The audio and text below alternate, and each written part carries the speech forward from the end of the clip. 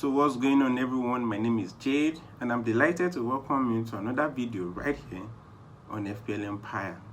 So in this one, we'll be looking at our very first transfer plan of the season, covering game week 1 through 10, putting into consideration fixture swings of some of our favorite players and teams. We will also be looking at the best fixture rotation for the goalkeeper position as well as outfield players. So give it a like if you enjoy it, subscribe if you have not done that already, and let's jump into it. So we'll begin with our Aston Villa assets. Players like Oli Watkins, who has 28.2% ownership at the moment, even though it's not very attractive anymore because of the transfer of Danny Ings from Southampton, who at the moment has 11.8 ownership. Players like Emiliano Buendia with 14.4% ownership, Target 9.7% ownership, and Tyrone Mings with 7.9% ownership.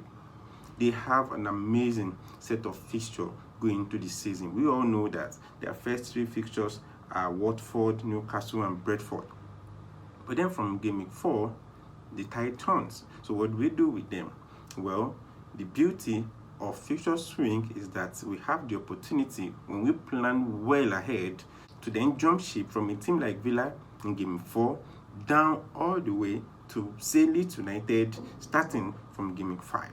Because around this time of the season, Leeds United fixtures turn around, and players like Rafinha, Jack Harrison, Patrick Bamford can then come into our team. Starting from game 5, their fixture becomes lovely, because in 5 they play Newcastle, in 6 they play West Ham United, in 7 Watford, 8 they play Southampton, Wolves in game week 9, and Norwich in game week 10. This is the beauty of fixture swings basically. So tactically, we can then move out our Villa assets to give way to Leeds United players. Then we'll continue to enjoy a beautiful fixture as far as difficulty rating is concerned. And then that takes us straight to Manchester United, where we have managers' favorite players basically in numbers. Majority at the moment, looking at Luke Shaw's 49.7% ownership right now, is testament to the fact that half of the entire managers in FPL already have Luke Shaw in their team. Other Manchester United assets who are very popular in the game are Bruno Fernandes with 41.5% ownership at the moment. That's massive. Jadon Sancho, 13% ownership. Edison Cavani with 15.3% ownership. Beautiful. Man United's fixture going into the season are pretty much favorable. Leeds United in game week 1, Southampton in game week 2, Wolves in game week 3, Newcastle in 4, West Ham United in 5, Aston Villa in 6.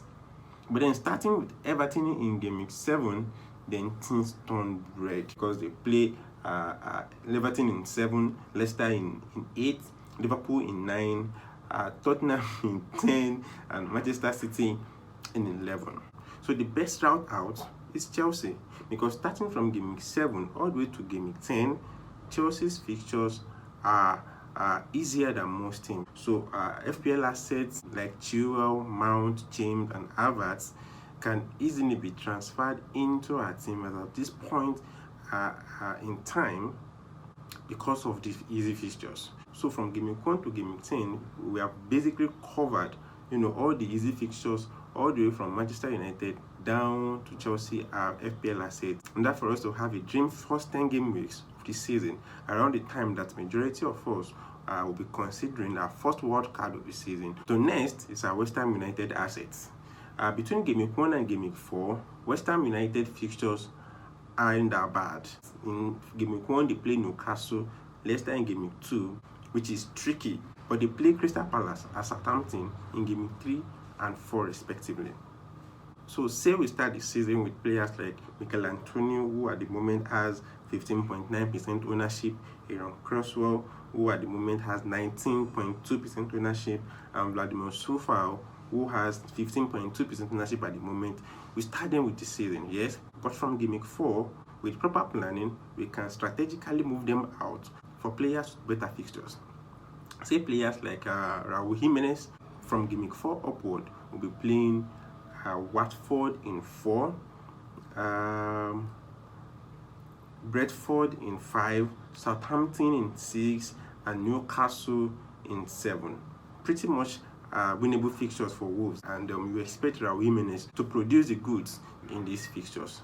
Other teams that we can route to from our West Ham United assets, Arsenal for instance, say Kieran Tierney or Open White could be moved to, if we plan to move say Sofal and Cresswell out of the team for Arsenal folks, because around this time of the season, Arsenal's fixtures are also very, very favorable.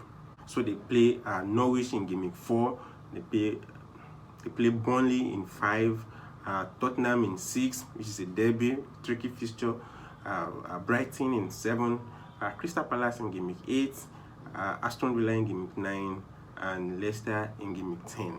So with Antonio Sofal and Cresswell starting the season, and routing or swinging all the way to Kieran Tierney, Ben White, Raul Jimenez of Wolves, all these players with favorable fixtures, all the way down to 10, we would have covered from that end 10 good game weeks with favorable fixtures.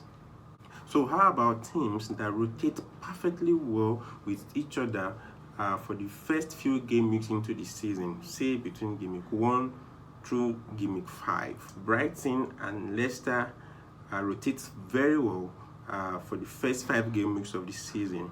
So in case you are considering Brighton and Leicester assets, well, it's interesting to know at this point that you can proceed to have them in your team for the first few games of the season because they rotate perfectly well with each other. Leeds United and Arsenal rotate really well with each other. Also, Brighton and Wolves rotate perfectly well with each other for the first 5 game weeks of the season. And lastly, West Ham United and Wolves rotate very well with each other for the first 5 game weeks of the season. So now let's talk about goalkeeper rotation. Personally, I'm not a fan really. However, if you are into rotating goalkeepers, who are the 2 goalkeepers you should be considering that rotate perfectly well for the first half of the season? Well, it will interest you to know that Sanchez of Brighton and Meslier of Leeds United rotates really, really well. And though in this video we are concentrating energy basically to the first 10 games of the season, game week 1 to game week 10. And as you can see on the screen, they have perfect rotation between these game weeks.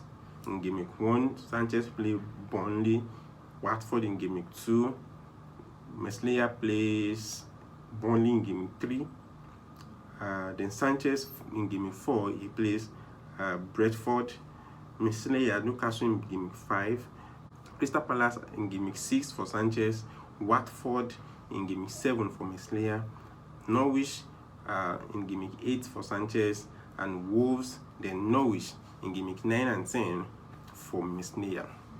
Perfect rotation, yes. So we expect a good number of clean sheets from these 10 fixtures from the 2 rotating goalkeepers that we have considered that are having the best rotating fixtures between game week 1 and game week 10. At this point though, it is important to place on record that having difficult fixture does not automatically mean a player is going to perform badly. Not at all. Case in point, Luke Shaw's only goal last season came against Manchester City. Ollie Watkins scored a hat-trick against Liverpool. This year scored last-minute equalizer against Manchester United and maximum bonus points. So it is important to have these facts at the back of our mind before deciding to transfer out a particular player because of a difficult fixture. That is it, guys. I hope you find the information in the video helpful. So like the video, please, if you have not already done so. Subscribe if you are new around here, and I'll see you in the next video. Bye bye.